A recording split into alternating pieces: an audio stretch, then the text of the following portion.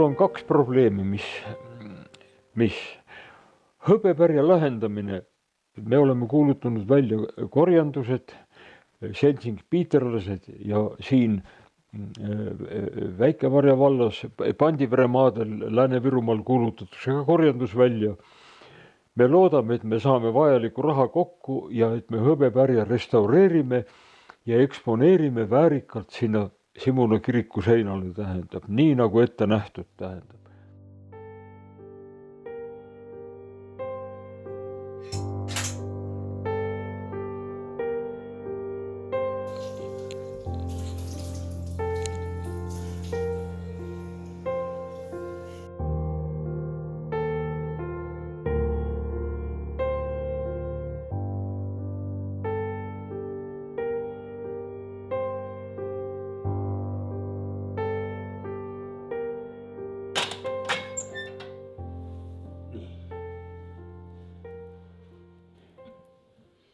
Tead, ma vaatan praegu kella ja mul tuli üks mõte. Simulas täna ära käia. Me pidime kell 1 minema Väike-Maarja kirikusse, eks ole. Nii. Jah.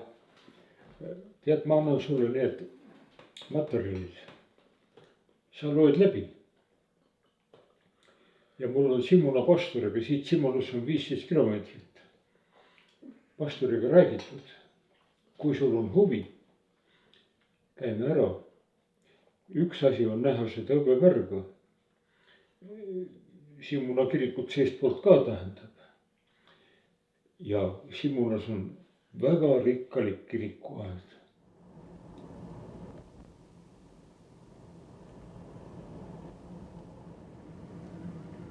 Näed, see oli Luursi vanemate kauplus, see madalam osa siin.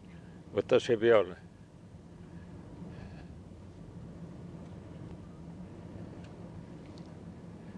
Siia tuleme lõunat sööma. Kotli ärimaja. Ja näed, selle punase maja ehitas Alar Kotli, projekteeris oma vanematele. Esimese Eesti ajal sai valmis see.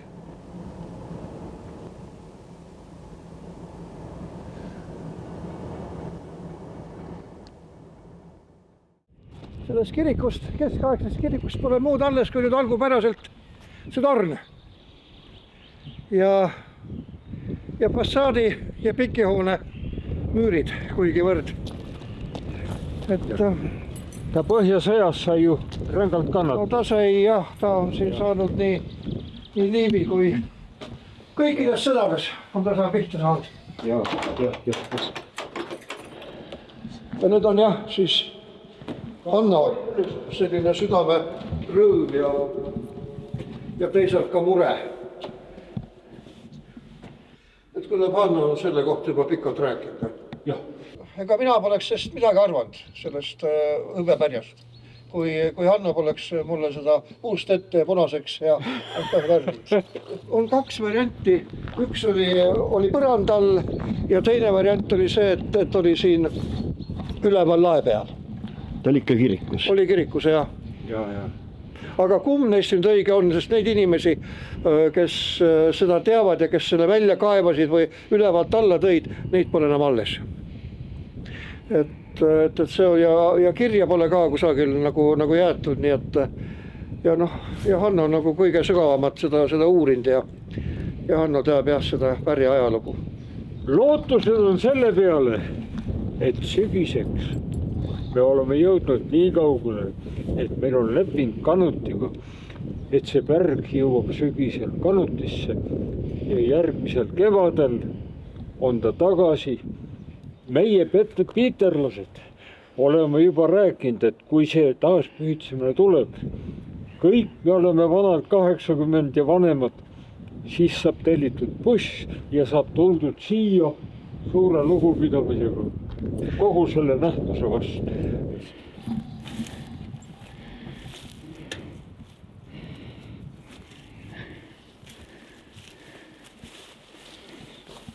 See on nüüd admiral Lütke perekonna hauaplats, mis on siin.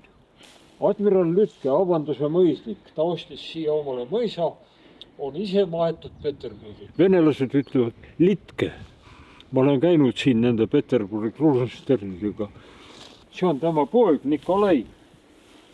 Siin kõrva on maetud Amalie Lütke, see, kelle matuksele toodi see hõbepärg. Nii. Siin puhkab Amalie ema. Ema, kes on kuulsaima vene helilooja Peeter Tšaikovski tädi. Igal pool on maha vaikitud see, et Tšaikovski ema oli sakslane. Sellest ei ole räägitud mitte kuskil, mitte üheski teadmikus. Seda ei tea keegi. Selle töö käigus ma avastasin selle siin, sain teada.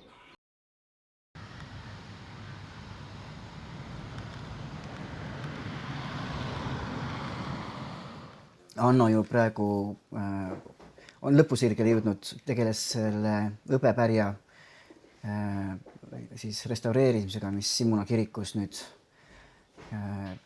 uuesti üles saab ja kõike muud, et noh, sellist väga äärmiselt tänuväärset tööd on ta siin teinud ju aastakümneid ja no, kogu tema tegevus, et ta ikka jakseb ja teeb ja tõeliselt ikka tõeliselt austusväärne tegelane on ta seepärast, et noh, kui vana ta on, eks.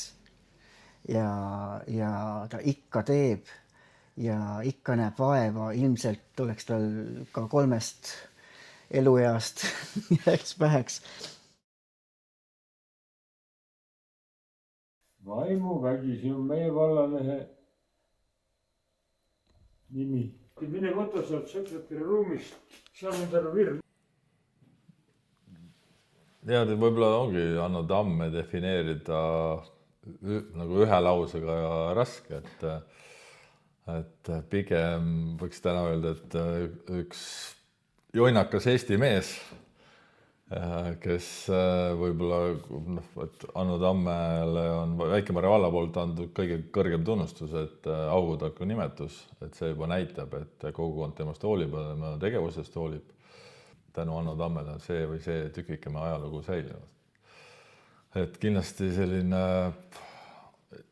sinimust-valgest lugupidav, aga ka meie enda kogukonnas olevatest inimestest, kes Eesti eest on võidelnud ja seda Eesti asja ajavad, on ta üks alustala. Aga nüüd Simuna kiriku poole peal on hea meel näha, et kirikukogudus on suutnud ju katuse korda teha, torni korda teha ja nüüd tegeleks ka sellise museaaliga, milleks on hõbepärg. Kultuurkapital ütles 2 korda ära. Meie, kes oleme Peterburis õppinud, teeme Tallinnas korjandust, et raha kokku saada sellest restaureerimiseks. Ja siin Väike-Maarjas Simuna kogudus kuulutas välja korjanduse, et siis 2 peale saaksime selle raha kokku, et see pärg saaks tänavuse saabuva talve jooksul restaureeritud. Vaat selline asi on käsil. See hõbepärja teema on väga huvitav teema ja ainulaadne teema siin Eestis. Nii et sellele tasub tähelepanu osutada.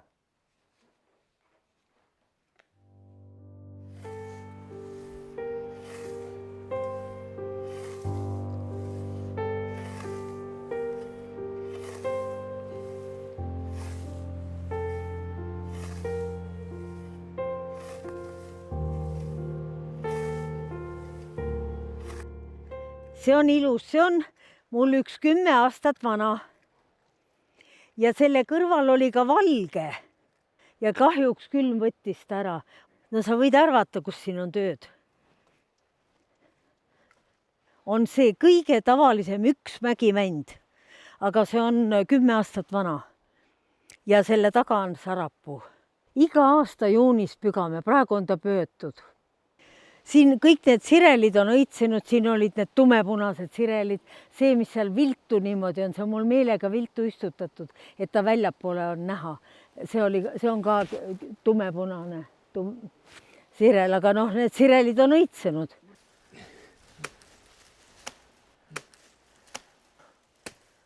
tänavu õitseb kõik korraga, kahjuks.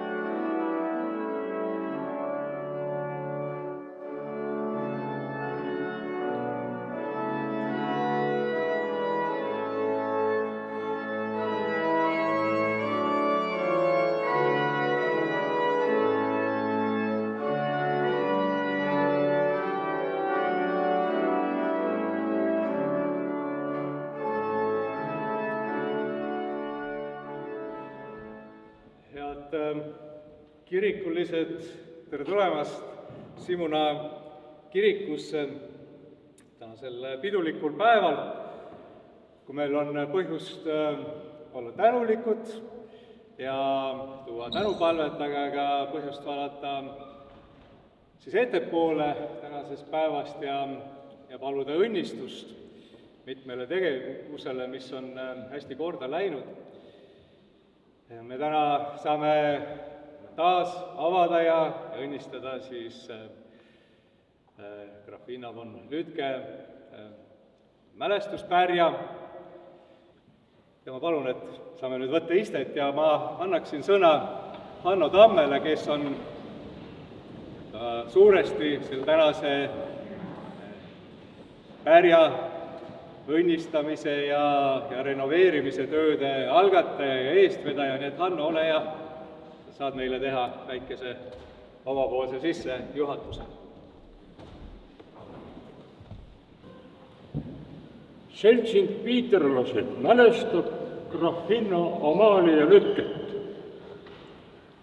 13. sajandist on ristiusk kujundunud meie Eestimaa elulaadi. Liivimaa kaudu jõudis see usk meieni ja me elame tänapäevani saksa kultuuri mõjusfääris. Põhjasõjas 1070. aastal sattus Eesti Vene võimu alla. Me teame hästi, et Vene impeeriumi väikerahvad on enamikus õigeusustatud ja sundkorras venestatud. Meid on päästnud Luteri usk ja Balti erikord. Selle Balti erikorra väärikad esindajad, Amalia Lütket, me täna mälestame ja meenutame. Grafinna Amalia Lütke, admirali kindraladjutant Friedrich von Lütke poja, kammerhärra Nikolai Graf Lütke abikaasa, oli Peterburis Aleksandri naisgümnaasiumi patroon. See oli vastutusrikas ja oluline ametipositsioon. Naisgümnaasiumi õpilastest, kes sageli olid pärit kusagilt Venemaa hallusest, said haritud ja kultuurset keiserliku Venemaa prouad. Nende väärikus lubas neid võtta õukonda ja lubas neid saata ka välismaale diplomaatilisele missioonile. Simula kirikuaias Lütkede platsil puhkab ka grafinna Amalia Lütke ema, proua Elisabeth von Sobert, kes on suure vene helilooja Peeter Tšaikovski tädi, ema õde. Tšaikovski ema on sakslanna. Pärast abikaasa Nikolai Graf Lütke surma 1887. aastal müüs grafinna Amalia Lütke avanduse mõisa 1889. aastal Ernst von Bremenile.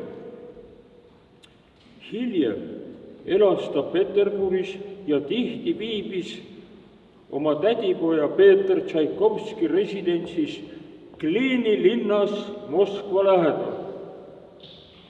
Kliinis ta aga suri kopsupõletiku 16. detsembril 1912. aastal.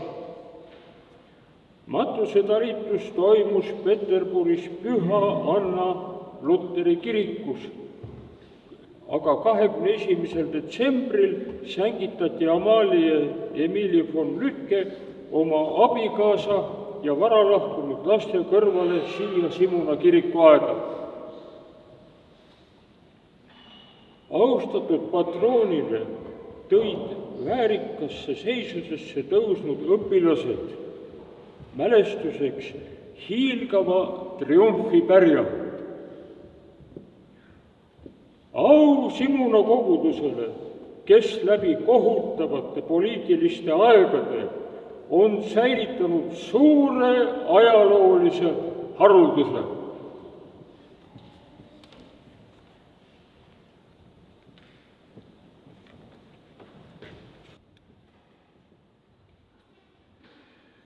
Kallid sõbrad, täna on loomulikult fookuses Amalia von Lütke ja tema pere.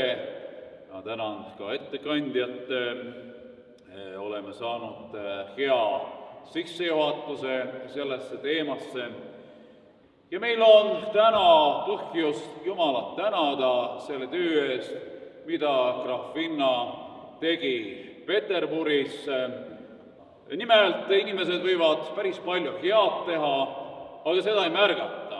Ja tänane päev kõneleb meile ka pühendunud elu ja heategude märkamisest, nii nagu grafinna von Lütke õpilased on selle pärja väga kõrge tunnustus, mida ei antud isegi kõikidele tsaaridele, siis tema auks andnud ja seda kanti tema siis matuse rongkäigu ees, siis võib-olla kõneleb see meile seda keelt, et ka märgakem inimesi, kes teevad oma tööd hästi ja pühendunult ja olgem neile selle eest tänulikud.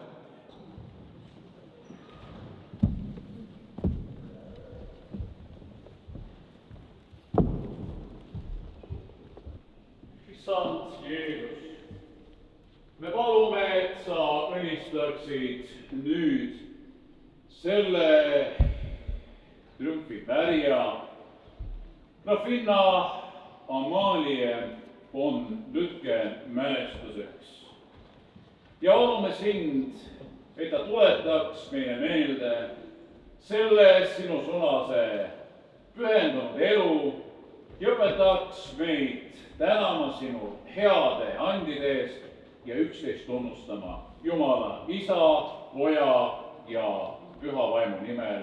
Aamen.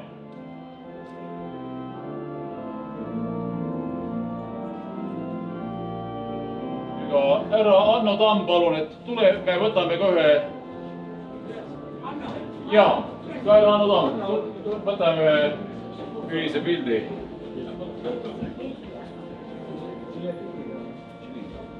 Tulge palun ka, teie seiske siia.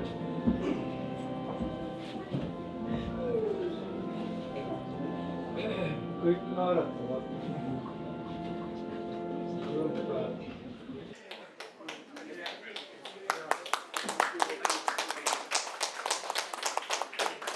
Oleme head, saame tulla lähemalt nimetada ja siis vaatame ennast torni ja koguneme siis hingepalveks veel ka siis von Lütkede haual.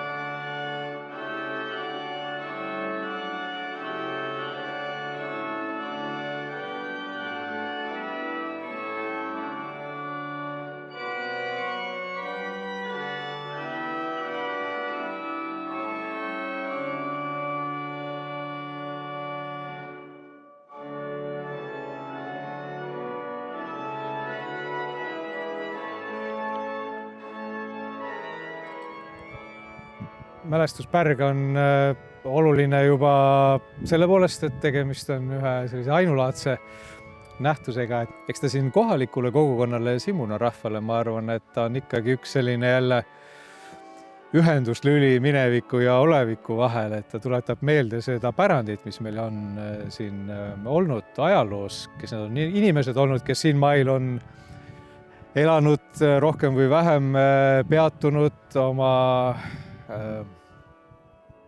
töid ja tegemisi teinud ja et nad on siis siin jätkuvalt kohal nagu läbi nende mälestusesemete, nagu ka läbi selle kalmistu tegelikult, mis siin kirikuaias on. Et ma arvan, et ja kolmas moment ongi võib-olla see, et on üks võimalus siis ka noortele natuke seda mineviku sügavust tunnetada, et see väike koht, see Simuna täna paraku sellised kohad kipuvad natuke ääremaastuma, et aga see tuletades meelde seda mineviku pärandit ja suurust, et siis annab võib-olla sellise kindlama tunde ja lööb selja sirgemaks, et tegelikult on siin, mida meenutada ja on tegusid, mida siin tehtud ja on inimesi, kes siin on oma jälje jätnud, et miks mitte võtta siis ka siit inspiratsiooni ja julgustust oma elus nende sihtide seadmisel, et võib küll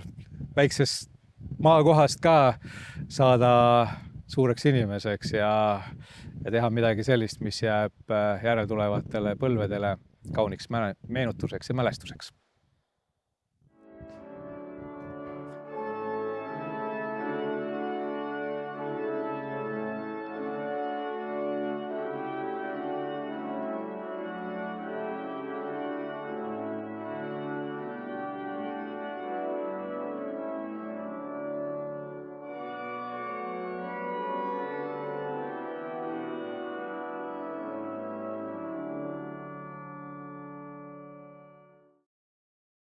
Ma tahaks veel ühte asja nimetada teile. See, et Õuepärg on säilinud. Täna me oleme palju uurinud, me tänapäevani ei tea, kes oli see suure hingega inimene ja tark, kes peitis selle Nõukogude võimu eest, kui Nõukogude võim tuli. ja ta ilmus välja 90. aastal, me ei tea tänapäevani, kust see välja tuli. Anno, ma tahan ütelda, et on teada, Tõnu Vilu on selline noor mees või mees, minu jaoks on ta noor, aga siis tema 90-ndatel täpselt aastat ta ei öelnud mulle, leidis selle hõbepärja oreli seest. Oreli seest leidis. Suurepärane uudis.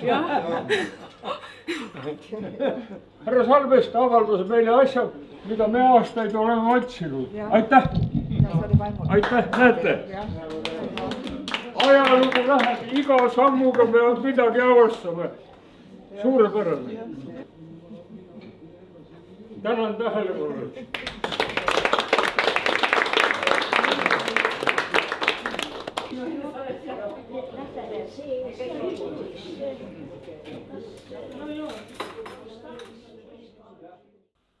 Selle restaureerimine läks korda.